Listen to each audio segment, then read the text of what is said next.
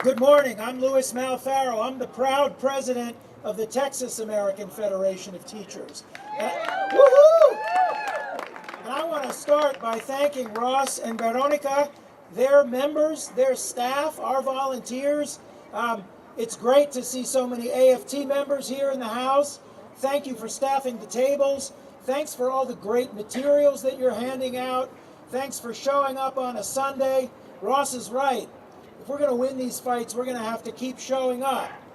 So we have 65,000 members in our state, and they're all great, but there's one of them in particular that I have to pay attention to.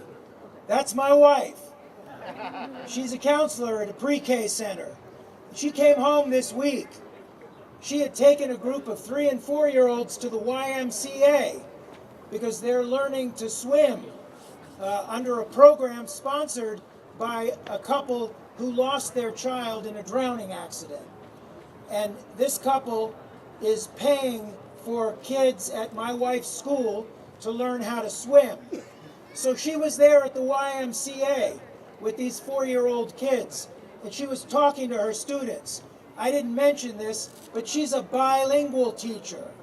So she speaks Spanish and English, and she teaches her kids in Spanish and English.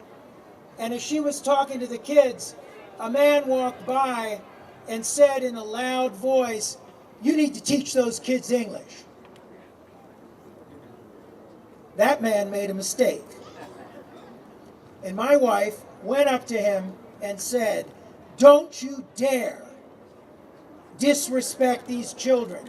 Don't you dare come up to 4-year-olds and make them feel uncomfortable or unwelcome. Don't you dare do that." And then she went to the director of the YMCA, and that guy got himself kicked out. And I tell you that story because it's the spirit that my wife has of fighting for her kids, our kids, that brought people here today. It's that spirit that brought our Chicago Teachers Union Latinx caucus here. It's that spirit that brought Teachers of the Year from all over this country. Don't mess with our kids. Doctors take an oath to first do no harm, and teachers are under a legal and a moral obligation. If they see a child who they suspect is the victim of abuse, they must report that abuse to their superiors and their authorities. We are the collective profession showing up today to report to this country that we see abuse. We see mistreatment. We see the dehumanization of our students. And that's what allows kids to get put in jails. That's what gives permission for that idiot to come up to my wife and her students and feel that he had the right to diminish and demean those kids and my wife as their teacher.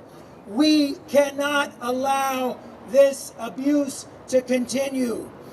I'm proud of the fact that as a profession, and not just our unions, I'm proud of our unions, but I'm also proud of us as individual teachers and school employees who have organized and put this together. You heard from my colleagues here about some of the great work that our unions are doing collectively. We are working with immigrant rights organizations. We are working with healthcare delivery services. We are working with public television to promote Colorín Colorado, a great bilingual resource for parents and teachers. We are working with our documented kids and our documented teachers like Karen Reyes, who you heard from earlier.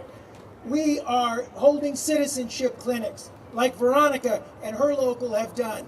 It's 1,000 acts done 1,000 times over by individual teachers, whether it's taking a kid who's sick to a health clinic because you know that kid doesn't have health insurance, whether it's standing up to a bully, whether it's making sure your school board has good, high-quality dual language and bilingual programs. That's our job. That's our responsibility as educators and teachers, and I'm proud to be here with every one of you today. The last shout out I want to give is to our brothers and sisters from Cente in Mexico who came and showed up here. It's super important that we emphasize the partnership and the friendship that exists between the United States and Mexico. Es súper importante que reconocemos las relaciones que tenemos y la amistad que existe entre México y los Estados Unidos. We have the same interests. We have the same interests as educators, and that is to make sure that every child gets a good education, whether they were born in Mexico, whether they were born in the United States, whether they came from Central America.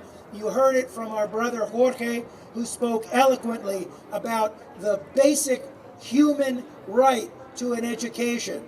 Compartimos los mismos valores alrededor de la educación de todos los alumnos, ni importa si nacieron en México, en Estados Unidos o en Centroamérica. Todos tenemos derecho de recibir una buena educación y ofrecemos las gracias a nuestros hermanos y hermanas del CENTE que están aquí con nosotros hoy en día. Gracias, hermanos y hermanas. Thank you. And thanks to all of you for being here.